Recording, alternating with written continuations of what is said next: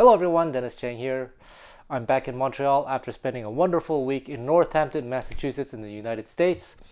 I was teaching and performing at a festival called Django in June. It's one of my favorite festivals in the world, and I highly recommend that you attend it if you're into the music of Django Reinhardt or Gypsy jazz. Before we get started, as always, this video content that I provide for you for free takes quite a lot of time, a lot of effort to make. In just a few hours I have to catch a flight to Paris, so I'm doing this video in between to please the YouTube algorithm. If you want to support me, please consider buying some of my music on Bandcamp, or buying some courses on SoundSlice or DC Music School. You can find all the links in the description box. And as always, please like, subscribe, share, comment, anything to please the YouTube overlords. I actually make a little bit of money from YouTube, believe it or not. And yeah, since the pandemic, my 100%, well, not 100%, 99% of my income comes from things like this: YouTube, DC Music School, SoundSlice. And yeah, if you can support me, it helps a lot. Thank you so much. So Django in June was a blast, and teaching there was also a lot of fun, and it made me think about certain things that I wanted to talk about today, namely ear training, but not the typical kind of ear training that you would think of when someone mentioned that topic. If someone says ear training, you're thinking, oh, what's this interval? Major 7, right? Or what's this chord? Minor 7. No, the kind of ear training I'm talking about is the ability to hear nuances. It's the ability to hear how something is supposed to sound. And this is something that you can only get by listening. And this is why I often recommend that instead of relying on transcriptions, you rely on your ears. These are things that transcriptions will never be able to notate, because it's about these subtle details in interpretation. For example, if I were to take this for the bar rhythm style, you can play like this. You can play like this. And I'm playing without a pick. You can also play like this. You can play like this. There are so many variations, right? So that if I'm playing rhythm, if I'm playing a song, for instance, I could be playing like this.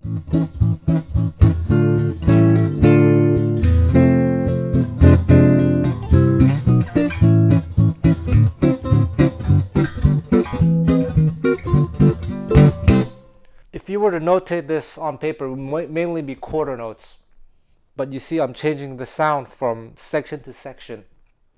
And this is what I'm talking about. This kind of ear training is so very important to the overall musicality of the performance. And I think such things are especially important in the rhythm section, because you can drastically change the mood, the character of a performance, just by changing the sound if all the band members are in tune with this. For instance, when I was teaching at Django in June, often the issue of sound came up, and I was teaching a technique class. I was asked to teach a technique class. And I noticed some people would play here, around this area, which is certainly a sound, but I also suggested to them, have you considered here, which is another sound. One is not better than the other. They're just different tools available to you, but they can drastically influence the character of a performance. And actually, in the so-called Gypsy jazz or Django Reinhardt style, the picking tends to be done more around here. If you had a hole just right before the hole, to get that extra bite. And of course, it depends on the guitar that you have. That's why you have to listen. You have to play and you have to listen, and you have to be able to tell in advance what kind of sound you're going for. And we talked about ornaments. For example, if you're into like the old style or Django style, instead of playing, you have these little down, up, down, or like these little things that you will hear when you listen to like old style players, like namely Django Reinhardt on the guitar. How hard they attack the strings, how softly they attack the strings, depending on the song, depending on the desired sound, the accents, etc. Believe it or not, well, you should believe it, this has a great impact on the overall feel, the overall character of the performance. You don't want to be just playing notes like a machine, like ones and zeros. And one thing that happened in Django in June is when I performed the final set, the concert last Saturday, I was playing bass. And here's the thing, I will openly admit that I'm not a great bass player. I'm a beginner bass player. Well, maybe intermediate bass player. I haven't been playing for so long, and especially during the pandemic, I didn't have the opportunity to practice on a bass. But despite my lack of abilities, I know what trad jazz is supposed to sound like. I know what swing music is supposed to sound like. I know what hot club style is supposed to sound like, because this is music that I've been listening for such a long time. Not just listening, but listening extremely carefully to every single instrument. And I know how to get, quote unquote, that sound. And what made me really happy was when musicians that I very much admire, who are in that style of music, complimented me on my bass playing, saying that, wow, you have that actual sound from the old style. And here's the thing, get this, I wasn't playing on quote unquote the correct instrument. The setup was not right, it was the wrong kind of strings, but by ear I managed to approximate the sound of that style despite the wrong equipment. So it's not necessarily about using like what's this string gauge or this string or having exactly this instrument. Of course, all those things do certainly contribute, but it's about having the ear to know what something is supposed to sound like, and then with your own means trying to get to approximate that. Over the years, I've met many bass players, wonderful bass players, in their respective styles, usually modern jazz or straight ahead jazz. And when they try to play this, well, gypsy jazz or old style jazz, they often have absolutely no clue how to play it, despite having much better technique than me, despite being 30 times, 50 times the bass player that I am. They have no idea. Why? Because they don't know how, they've never listened to the style, or they didn't really listen carefully. And this is why I think listening is so important. And this is also why I love playing with Duved and Daniel Garlitsky, because these are people who share the same philosophy. They have a very specific musical vision. They know what they're going for, and it's so specific. But believe it or not, playing with them, there's still actually a lot of flexibility and a lot of how do you say? It is not as strict as one might believe. When I play with Duved, he trusts the musicians enough to have done their homework, so he lets them do whatever they want, so long as they know how to play in the style. So when I play with Duved, he's not telling me, oh, you should play this kind of bass line, you should play with this kind of sound, or you should walk, you should do double this, or whatever. Every now and then for specific arrangements, okay, he'll say maybe this part very staccato, but the rest whatever. Otherwise, he gives me quite a lot of room to decide how I want to play, so long as I know how to get that sound. So for instance, what you heard at the beginning of this video was this Echoes of France performance. In the beginning, when I was rehearsing with them, I was playing in 2-feel. Then I thought, what if instead of playing by 2-feel, I double each note, you get a doom doom doom doom doom doom to get that extra drive, because other songs I'll be playing in 2-feel. So I thought of the overall picture of the performance. We're playing an entire set, and I want each song to be different enough in the way that I play, so that it's not repetitive. So this first song, this is the opening song, I decided to play the whole thing in just this doom doom doom doom feel, and then the next song I switched to 2-feel, and then sometimes I would mix the two, etc. There is kind of a swing or trad jazz trend going on around the world, in certain parts of the world, where people are very interested in this kind of early jazz. And keep in mind, early jazz has different styles. You know, there's a huge difference between mid 1930s Django Reinhardt to like Charlie Christian and Benny Goodman, or if you listen to early Louis Armstrong, or even if you listen to Louis Armstrong, if you listen to Louis Armstrong in the 30s and you listen to Louis Armstrong in the 50s, him as a musician didn't really change playing styles, but in the 1930s he had a rhythm section of the 1930s playing that music, trad jazz. In the 1950s 1950s tree fitty, but in the 1950s or 60s, Louis also had quote unquote trad rhythm section, but the sound is completely different in the rhythm section. Why is that? Because in the 1950s he was playing with younger musicians who didn't grow up in the 30s, And so these are musicians who grew up, well, not grew up, but who spend a lot of time hearing the new sound. So when they play quote unquote trad jazz, it's a completely different sound. So this is something to be aware of.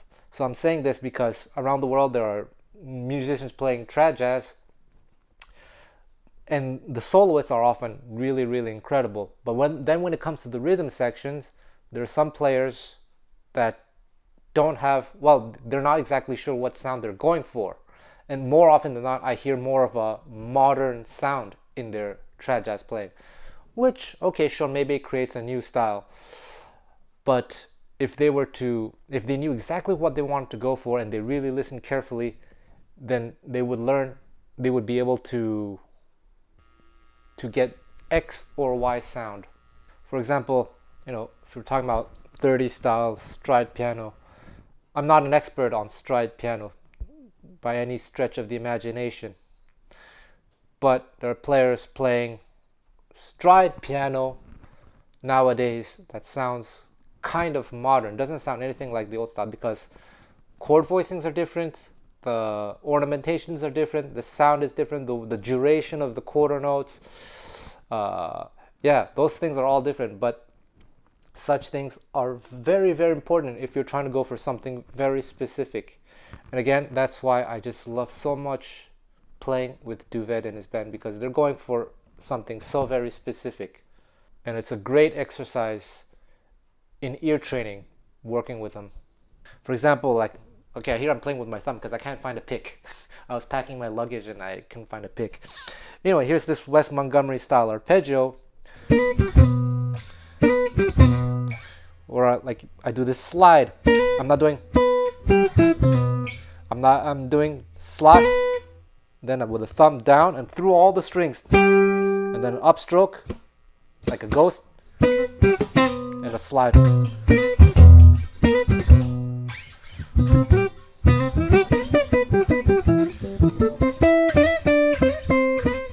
There you go, that thumb technique, trying to get the same sound. I mean, yeah, it's not about being a copycat, but it's about knowing what sound you're going for and then using your ears to tell your technique how to execute the technique so that you get that sound. I say this because I feel a lot of players are just playing notes.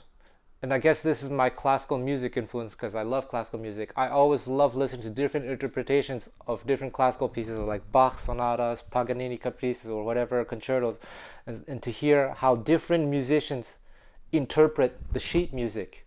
And I think that's something that jazz musicians can learn from: interpretation. So there we go. That was yet another philosophical video, but I hope it gets you to think a little bit about sound issues. I better get to the airport now.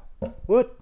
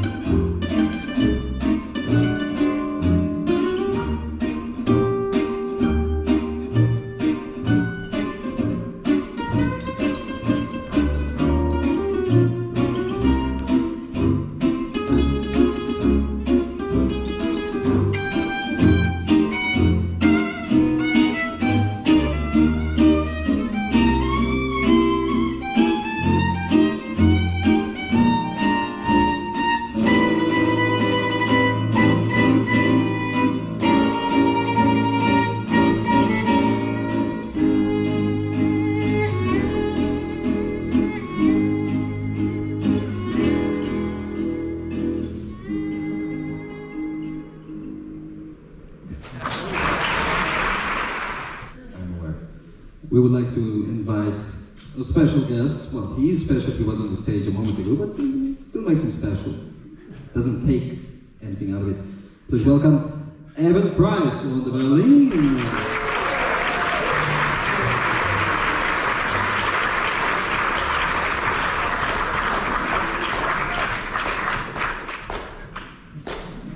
He's coming. So now we will take you. We're all still here. I want you to all close your eyes and imagine monkeys. It's a musical, it's a program thing. So well, we don't have the props. But imagine monkeys waking up, and then they hear the music, and they slowly, they get out of their afternoon nap, and they start going at it, and yeah, that's that. The name of the tune is Taj Mahal.